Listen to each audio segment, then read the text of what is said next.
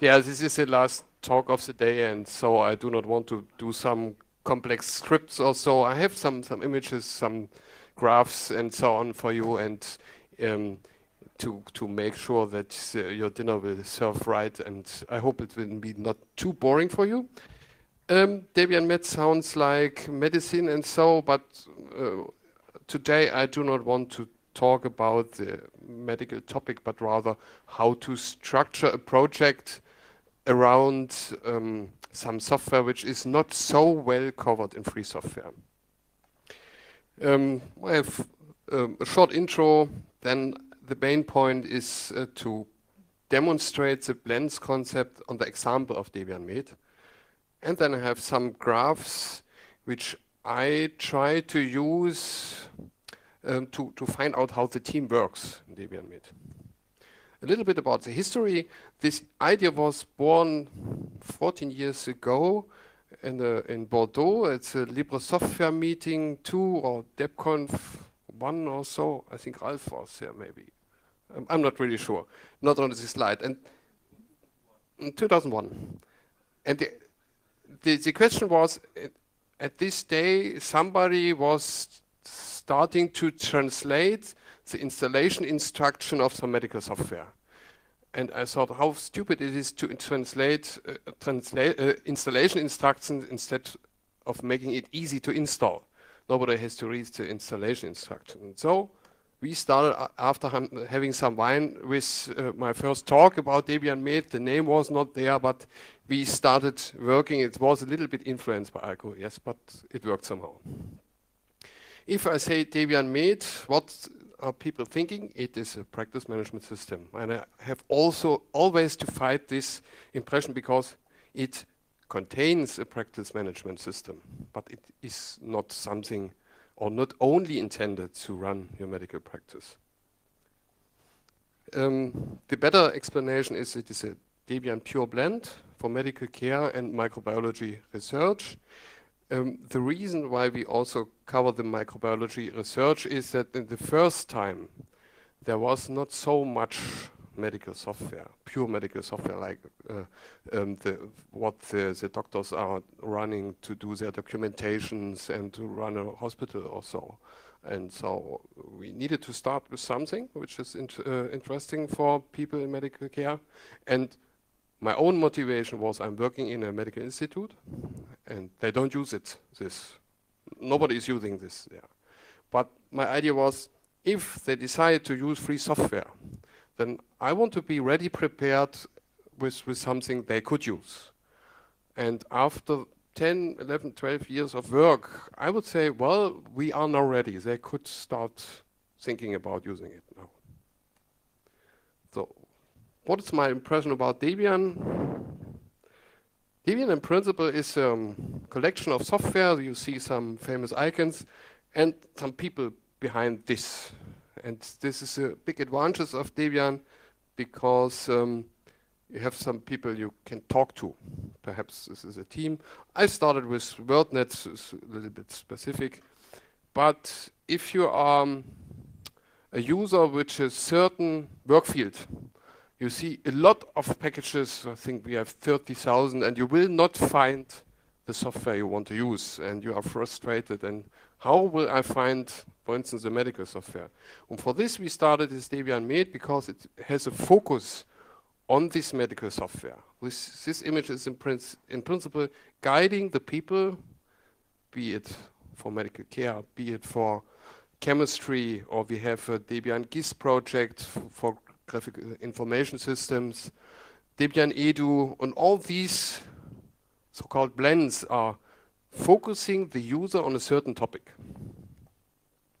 And my idea is, if we have all these blends, we can cover by certain interests the whole here 2D dimensions with certain fields, and these are spreading out. For instance, Debian Med and Debian are working together, so we can find users who are working in both fields. And if these people start working together, we can fill up the user space with specific users, but finally we can fill up the whole user space to run Debian. What about the name blend? Formerly it was called Debian Internal Project, but we wanted to have some differentiation between things like this ARM ports and so. Are also internal projects. And so in 2003 there was a name Custom Debian Distribution chosen. It was a total failure because from the sound people imagined that it's something else than Debian. It's Debian customized to do something.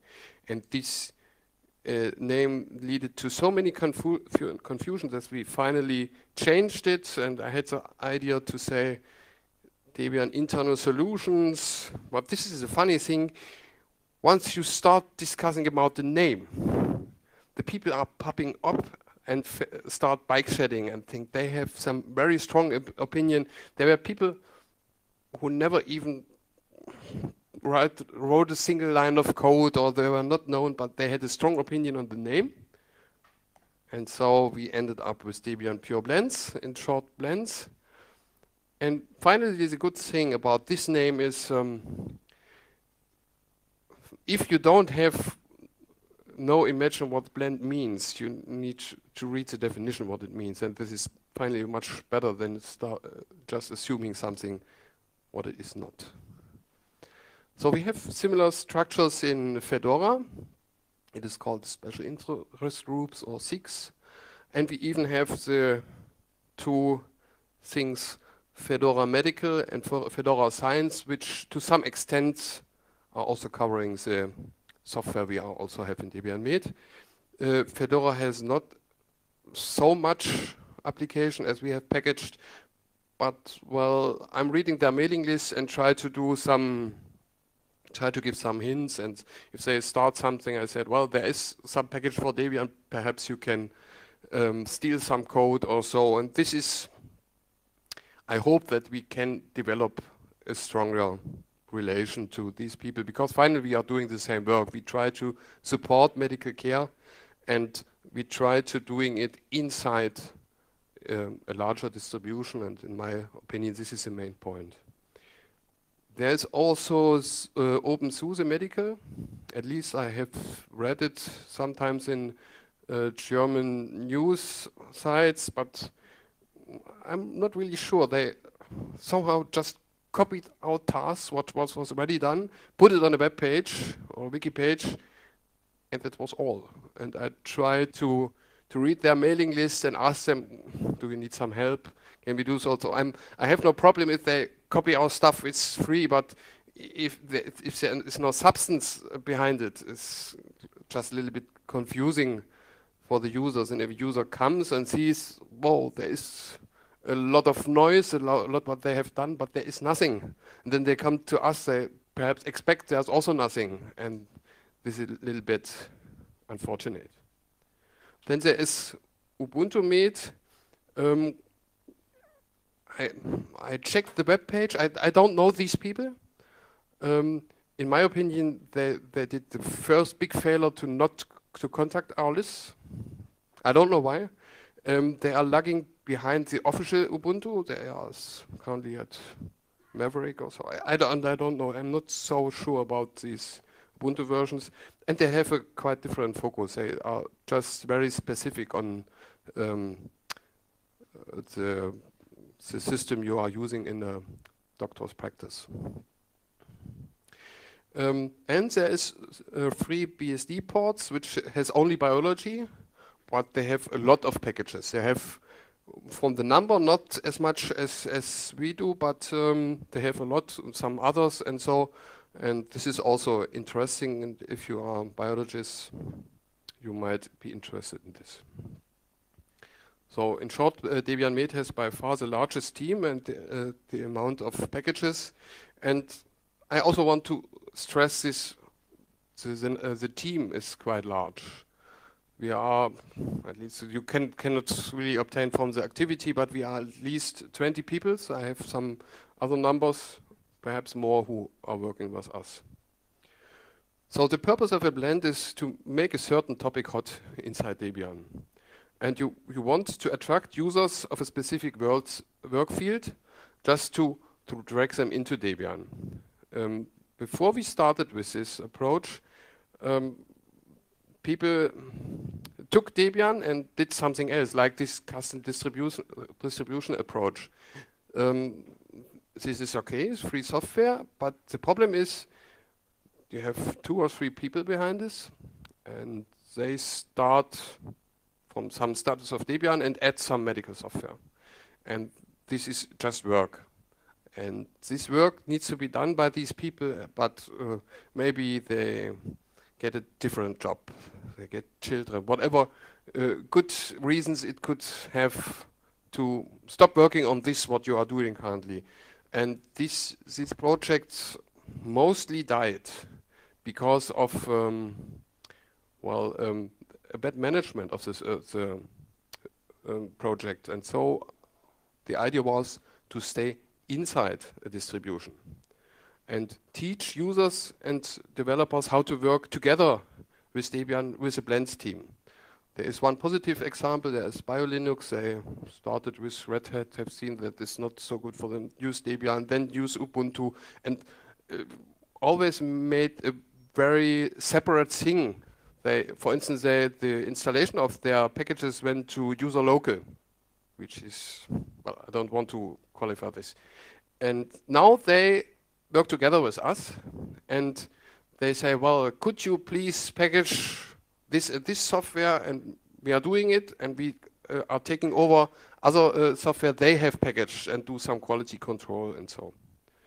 So the idea is a blend is a way to advertise Debian in a specific work field. So we try to advertise this, for instance, to the BioLinux people. They could use Debian, they could work together with us, and we can do something together. And they now profit from the Debian Med effort via Ubuntu, and then they derive from Ubuntu, but they do it directly and do not make their own stuff. Why do I want to consider Debian Med as a model? Well, we were one of the first blend. The idea was originally born with Debian Junior in 2000. Debian Junior is unfortunately not so good maintained anymore because it has basically 1 or 2 drivers and they move to other tasks. And I really, really would wish that some people would do it. And I always try to advertise, if you want to care for your children at home, if they should run a nice, it should be nice for the children, a nice operating system. Just try to reactivate this Debian Junior stuff. It's basically checking what games are nice for children, what is make an easy desktop and such stuff. This is kind of good idea, and well, this is the Blends idea to prepare Debian for a specific user group. Why not this user group should be children? So as I said, Debian Med was one of the first. Besides Debian Junior, we had also Debian Edu, which is working quite good. And we now have Debian Science and Debian. I have shown you some graph what other blends exist. And one idea is also Debian Med is a model because in principle medical software has a really bad chance in free software because, well, you know, doctors have money, they don't care so much for the money and do not understand the concept of free software. They just do not understand. I can tell you, I'm working in the institute, and after I tried hard and had a 1 hour talk about free software, they said, well, this is interesting, can we have this? But then these people were not the decision makers. They understood it, but they wasn't able to make the decision to do it. So I can tell you medical software has a really bad chance to survive, but in Debian it did. And this is the point. You have a lot of multimedia software in Debian and GIS software and so, and this is without a strong structure behind this. There are people who are caring for this, but they don't follow this very strict model I try to apply to form a solid team working together and so, and they don't advertise their stuff.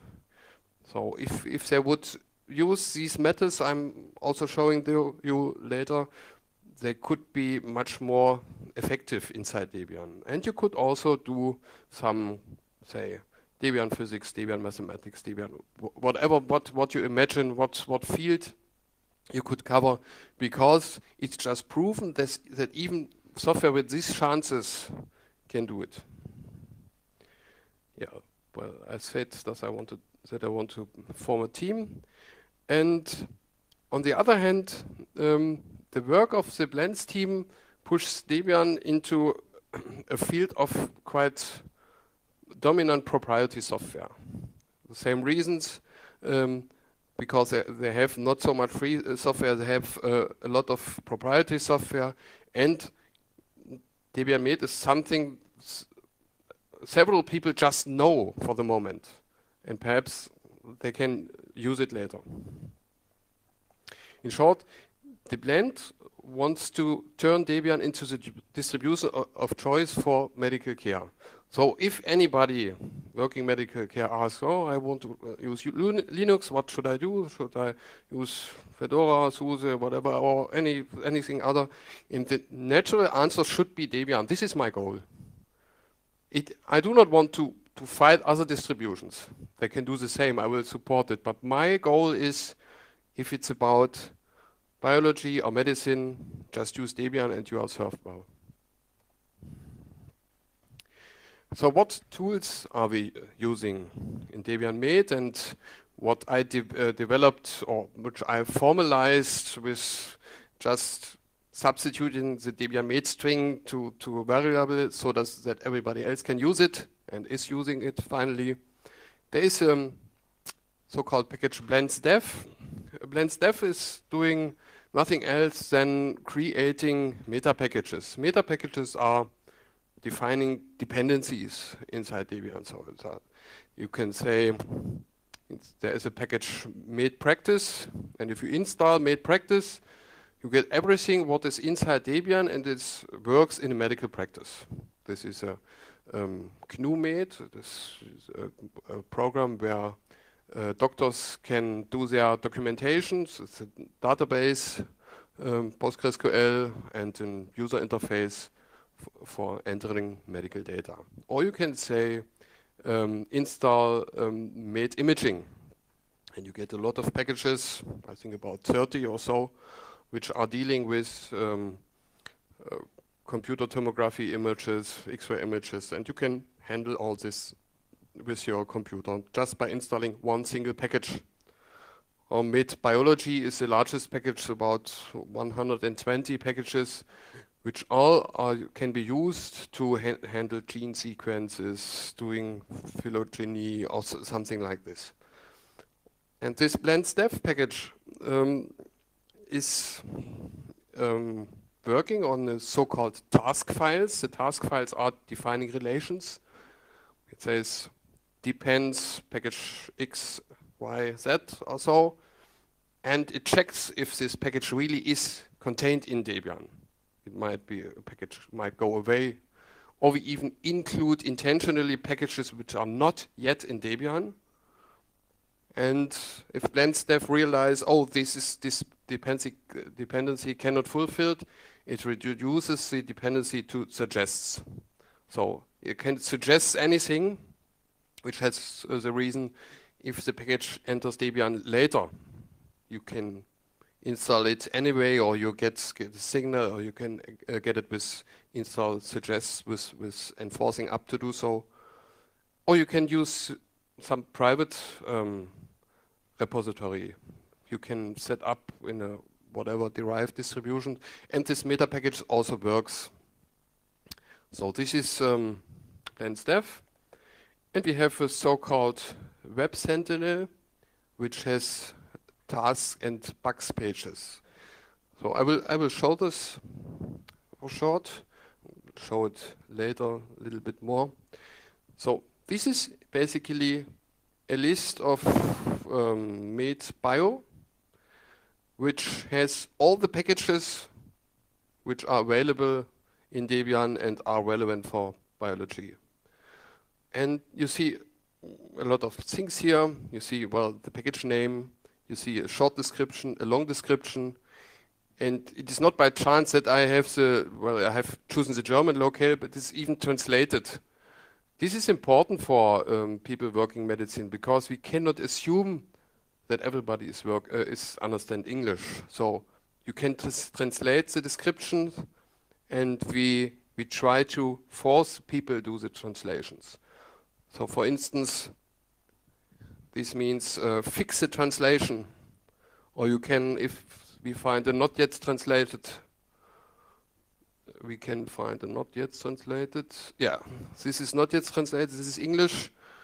Then the user could go to this page and say, translate descriptions. The idea is, if I want to attract biologists to this page, these people are the most competent people to translate this description. I'm a physicist. I basically will not understand what this package is doing. I can do packaging, but I do not really understand what this means, what is inscribed here. So I want to have the experts translating this. So this is also quite user-based. So you can help the project without being able to do some coding. You can just translate something. Or you can do a screenshot. You've seen when browsing, we had some screenshots here. Oops. Yeah. Here's a screenshot. So use the program, make a screenshot and upload it here. And you always find a button where you can do it. I think it's also easy. You find information if there is a new upstream version available, which is here. And all you see there, everything is fine with the versions. And you can also see how many users are actually using this package. If you see here, you have 8 users, you have 122 users. That is some information about the package, and you can base a decision what you want to use later. If you install the MedBio meta package, you get installed these all, but then you can pick from the menu which one is more interesting for you. So, and we have also different colored sections. We have some packages which are new. So they are expected to arrive inside Debian. And we have some packages which we are working on. And this is also some information where you can find it in the VCS. This package is in SVN, you can work on it. And so we want to avoid people to make duplicate effort. And they could start working on this. And in the specific case on biology and also in Debian Science, the software is quite frequently written by scientists, and scientists are doing publications, and the publications connected to the software. So we also have a way to add these publications. And this is something scientists are really proud of, and this is in turn something the people come to Debian because we are rewarding their work, and this is also one point I want to stress. So this is the tasks. These are the task pages, and we have also pages. I do not want to show so much on the web browser. That's why I can show it later, where you can find all the bugs which are currently open to the packages in this field. Also with the idea, people are interested in a specific field, will be more interested to fix these bugs than going to the general bug tracking system of Debian, but these are the bugs relevant for their software. So, as I just said, we have some handling of scientific citations. We are also creating a BibTeX file for all software inside Debian, so I think it's about 150 or so citations connected to any Debian package, and you can download a BibTeX file and do some citations if you like this. We have also these QA based pages where you see, this is called DDPO, where you see the packages in sections. Usually if you're a Debian developer, you know this page is everything what is underlined is a link. You can click on the link if you download the PDF. Well, and it was a long list for our team, and we found out some subsectioning to find the relevant stuff inside the team. We are using the Ultimate Debian database for several purposes. For instance, for the Web Sentinel, the citations, we have these prospective packages I've shown you, which we are working on. This was the yellow section. This is also in UDD. And we have also some use for the uploads and the bugs which were fixed by team members. I will show you some graphs later.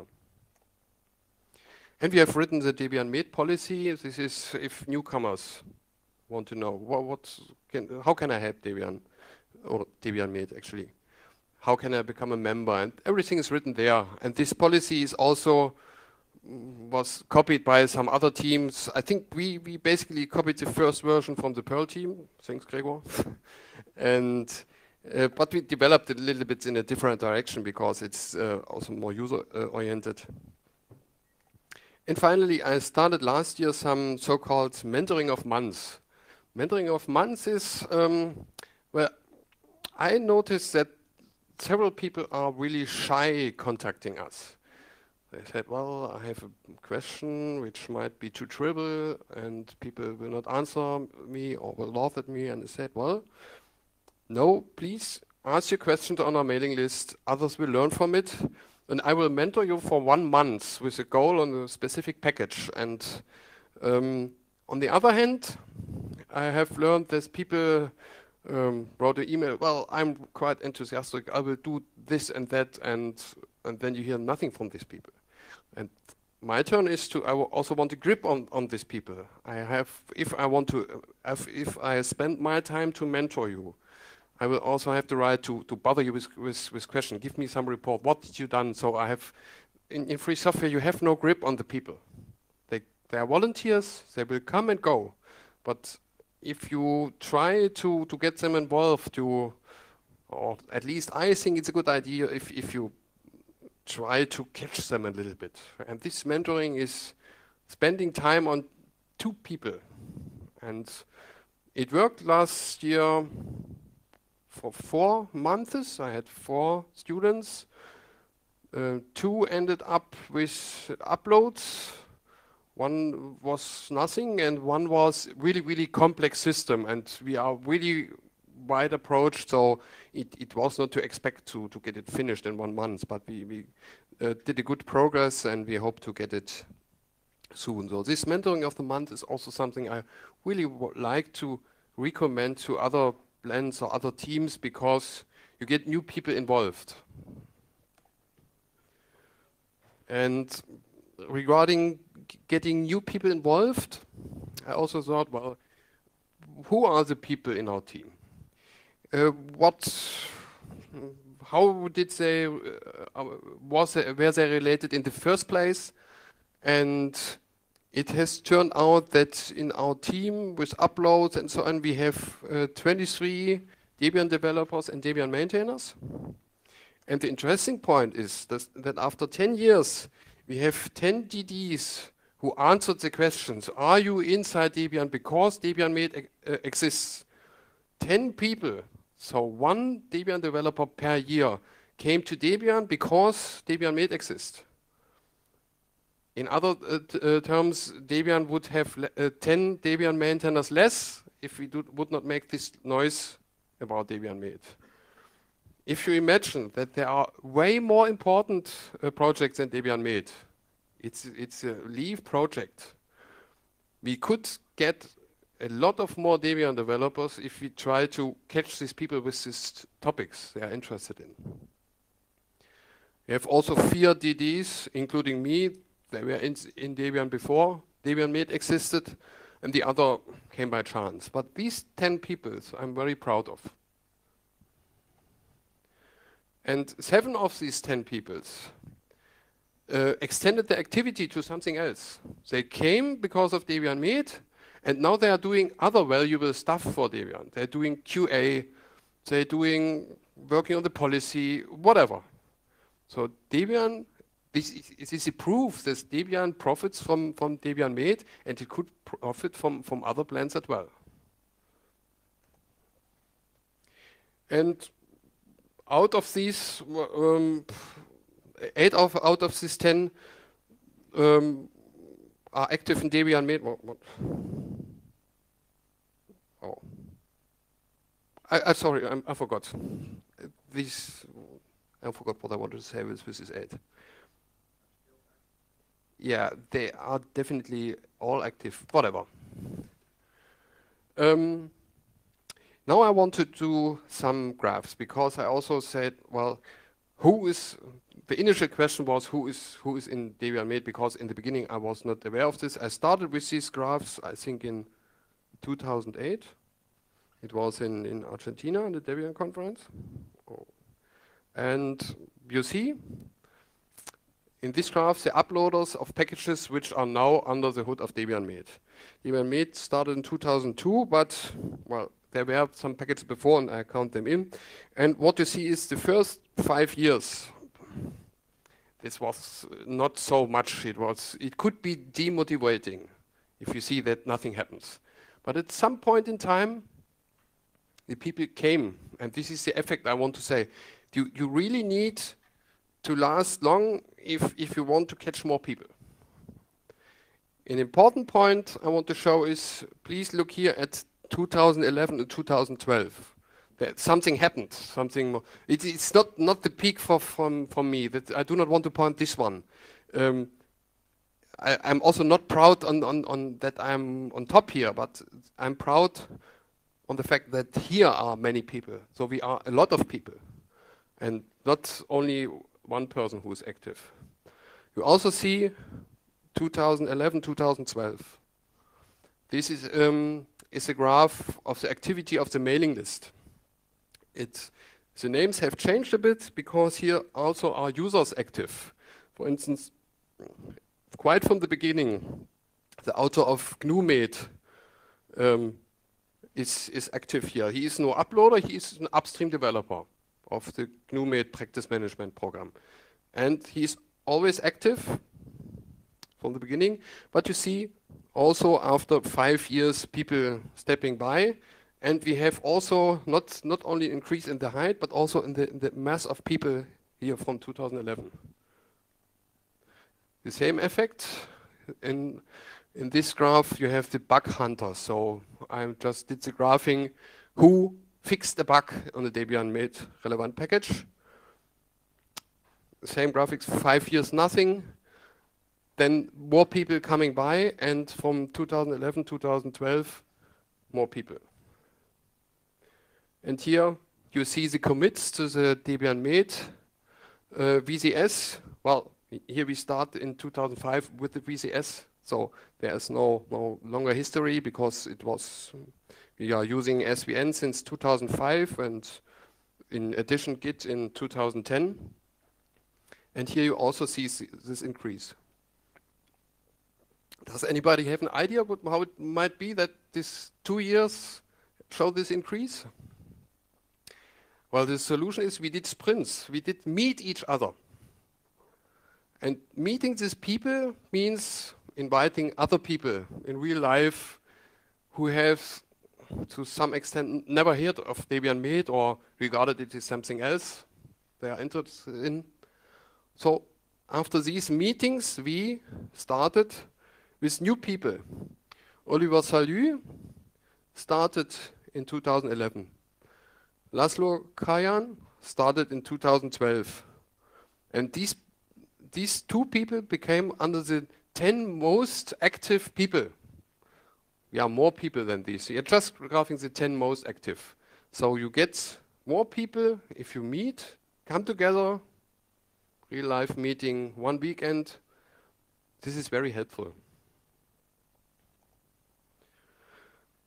So here you see the same effect on a different graph. Here I'm graphing the main packages. You see the topics are microbiology. This is a dark blue, and the little bit softer blue is if you want to develop biomedical applications. These are by far the tasks which are covered by the most packages. You have for biology 120 or more packages, and you also see it started slowly. It started at all by the microbiology, and in 2011, 2002, the graph increases here and here. In the other fields, it's not that drastic, but because the most people on these sprints were microbiologists. But whatever you see, in all fields that over 5 years, it is not much. And then you find the team and get the people and get something done. And well, we hope that we also get something more for the medical practice. There's something in the queue. We also get something in the to cover the work in hospitals. A hospital is a really, really complex thing. This is really more Debian Enterprise or something like this. And actually what I mentioned in the mentoring of the months in the beginning is something called Vista. Interesting enough, this has nothing to do with Windows Vista. It's way older. And this is a complex thing, and we need to do some work with the upstream developers. And actually this upstream developer was one student, and now we established the connection to upstream to get more things done. You see, what I wanted to demonstrate is you get something like a healthy grow, because you are using the strategy of the blends to include upstream, to include experts, to find people who are interested in Debian because this project exists. I have some warning. You have also seen it in the graphs. If the team is growing, it doesn't mean it's less work for you. This is wrong. I learned becomes even more work for me. On the other hand, my work has drastically changed. In the beginning, I was doing all the packaging myself.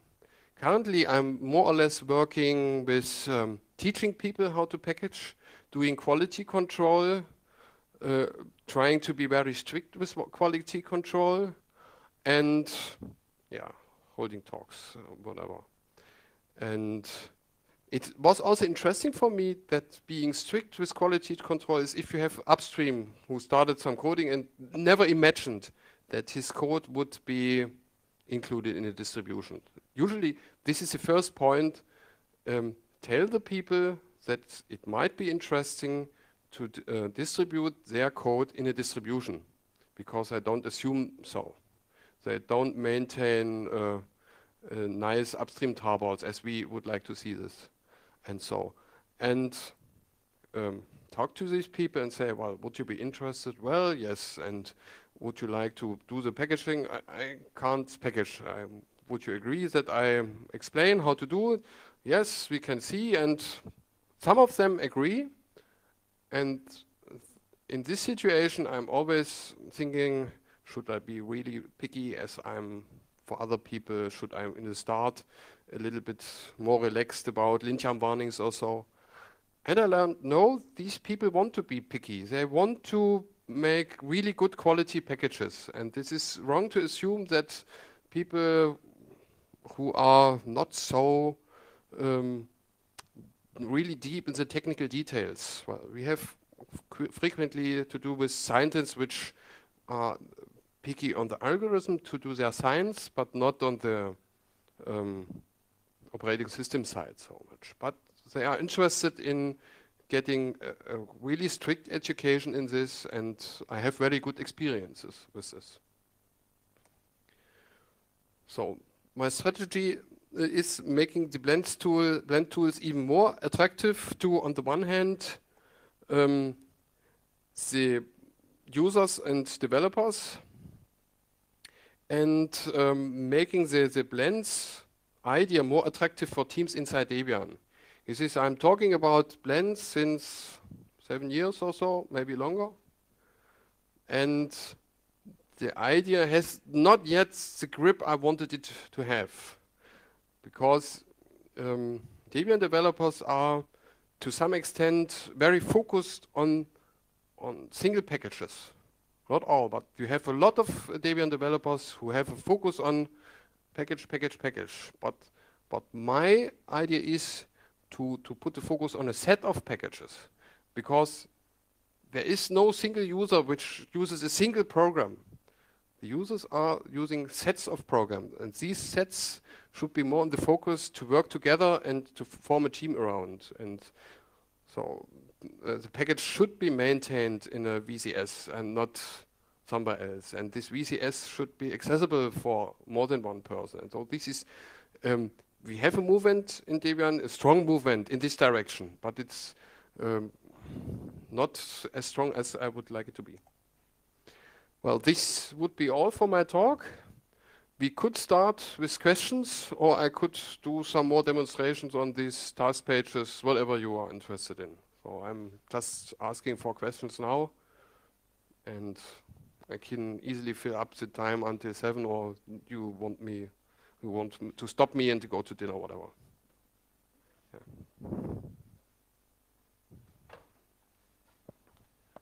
So you said professionals are not really using free software. Do you have any idea who the users are? Well, you mean for the practice management systems? For instance, yeah. Yeah. The authors of this practice management system are, as far as I know, all medical doctors themselves who gathered some skills in programming. To different extent. This is in sometimes this is a problem. Yeah, but I have seen one practice management program which was written in TCL/TK, and it was distributed with PostgreSQL database server with some fixed version in the upstream tarball with object and source. And 10 other free software products, everything in one thing, and put this on a hard disk and start this also. This is a no-go, and there are other doctors who are quite good in programming, and you must look at the code, because there exists perhaps 15 programs who claim to be able to manage a medical practice, and 10 of them aren't. So. Okay, so thanks for this information, but in fact I was asking about the users. Yeah, okay, sorry. And the users are basically the authors and their very close friends. Okay? So you can say the user base is about 0. This is how life is currently. And I do not expect this to be different in the next couple of years. It is also the same, even longer 0 usage phase I have in the graphs. And they are doing also some conferences, and there is, I think, this GNU Med. We can check. We can check how many people have installed GNU Med. This is in practice management. So there is Clinica, which has a popcorn of 3. Clinica is a very, very light system, which was just programmed by a friend of a doctor in a 1 week thing, and is actually not really. Well, the name practice management system is not rectified for this Clinica. And Tangle is more or less to control cameras. This is not. This meta package contains everything which could be useful in medical practice, not necessarily only a practice management system as it's defined. Then we have free dioms or free med forms. This is also free dioms is also to manage medics, or it has a database about the medics which can be used. It is also used by GNU-Med users. So we have a Popcorn 9. Well, Popcorn. Not everybody needs to agree to Popcorn, but this is basically what we can say. Free mid forms should be installed by some users. Ginkgo CatX is a very interesting medical imaging system and is quite professional systems, and you see a lot of users. This is very useful in a medical practice. And the GNU-Med client, you have 7 users, and the server has 18 users. Well, so say it's basically programmed by a German doctor, and it's basically used in Germany because nationalization. So let's assume 10 installations, and 3 of them is running the author himself, and somewhere in other places of the world. But well, what should I say? This has cool features because the author implements everything he's missing in the proprietary software. And the problem of this specialized software is the proprietary programmers are not practitioners. They not really know the needs, and these people know what they are doing. This is the main selling point, I would say. It obviously doesn't sell enough, but yeah, this is what I can say. Yeah, that's everything. This is what we are in preparation. This OpenEMR. This is a bit better covered by users. It's not the Debian package ready, but I know that it's used by more people. And the reason is that the main programmer or the program team has a very vocal person who is running on conferences and say, well, use this, it is very good. And the more noise you make, the more users you have. The GNU-Med people are a little bit shy. So it's also in free software development, there is some advertising, marketing stuff involved.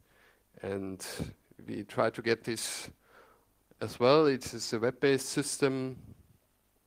Yeah, we'll see.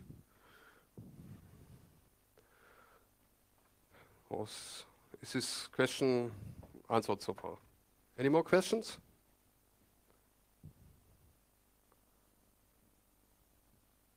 Well, what can I show as well?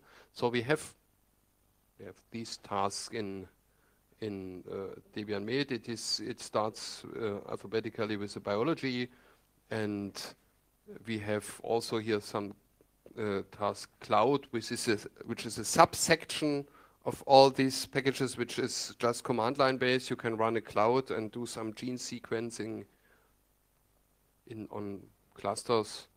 And we have we had formerly something about dental practice. There was even, it was similar. We had in Debian, it was a dentist who wrote a program and built a package. It was in 2003 or 2004. But this dentist moved away, and this, if you don't keep on developing it, so it was removed from Debian. So there are some remaining, but we have no support for dental practice currently. You can run this GNU-Med in principle in the dental practice, but it's not dedicated for this. We have epidemiology, which has basically several R packages, and well. And we have something about psychology. Oops, where does it show up here? Something is broken. Right. This is, I think for this specific field, you have a lot of users, and it's a quite active programming team, and we are always lagging behind with upstream versions. currently because of the freeze. And yeah, something from the NeuroDebian team. NeuroDebian team is are some very, very active people. In principle, they are also forming a blend. They are want to start using this, and they have also a cool website. To some extent, they do even more than the Debian Med team because they are running on conferences and have a booth for their own project. But here the problem is that they have invented their own tool set and not using this one. And we try to merge this a little bit from the strategical point of view. So I think we should stop here if there are no further questions. Thank you very much for your interest.